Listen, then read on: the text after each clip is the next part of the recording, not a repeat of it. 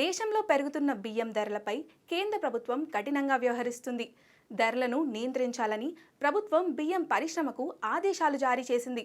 అలాగే లాభాపేక్షకు పాల్పడితే ప్రభుత్వంపై కఠిన చర్యలు తీసుకుంటామని హెచ్చరించారు.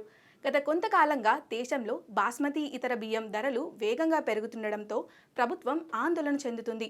సోమవారం ఆహార శాఖ కార్యదర్శి సంజీవ్ చోప్రా రైస్ ప్రాసెసింగ్ పరిశ్రమకు చెందిన ముఖ్య ప్రతినిధులతో న్యూఢిల్లీలో సమావేశమయ్యారు.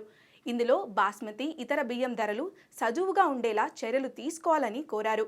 దేశంలో నాణ్యమైన బియ్యం నిల్వలు ఉన్నాయని ప్రభుత్వం తన ఆదేశాల్లో పేర్కొంది.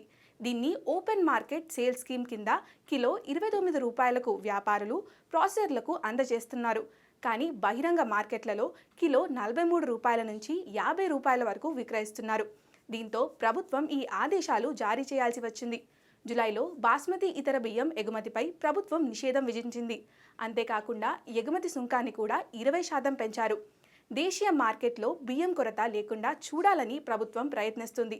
అయినప్పటికీ మార్కెట్లో బియ్యం ధరలు పెరుగుతూనే ఉన్నాయి. దీని తర్వాత అక్టోబర్లో కూడా బియ్యం కనీస ఎగుమతి ధర టన్నుకి $950గా ఉంది. ఈ సందర్భంగా పరిశ్రమల సంఘాలు ఈ అంశాన్ని సీరియస్గా తీసుకొని వెంటనే బియ్యం ధరలను తగ్గించేందుకు కృషి చేయాలని సూచించారు.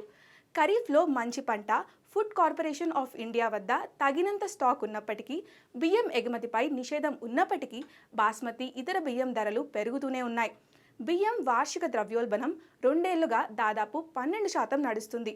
చౌక ధరల ప్రయోజనాలను ప్రజలకు అందజేయాలి. ఇదే కాకుండా ఎంఆర్పి, రీటైల్ ధర మధ్య చాలా వ్యత్యాసం కనిపిస్తుంది. వినియోగదారులు దీన్ని తగ్గించుకోవడం చాలా ముఖ్యం. స్టాకిస్టులు, రీటైలర్లు ధరలు పెంచుతున్నారు. చిల్లర ధరలపై ప్రభుత్వం నిఘా ఉంచాలని ఢిల్లీ గ్రెయిన్ మర్చెంట్ అసోసియేషన్ అధ్యక్షుడు నరేష్ గుప్తా అన్నారు. బియ్యం ధర క్వింటాల్కు 2,700 రూపాయలు పెంచాలని ప్రభుత్వాన్ని డిమాండ్ చేశారు.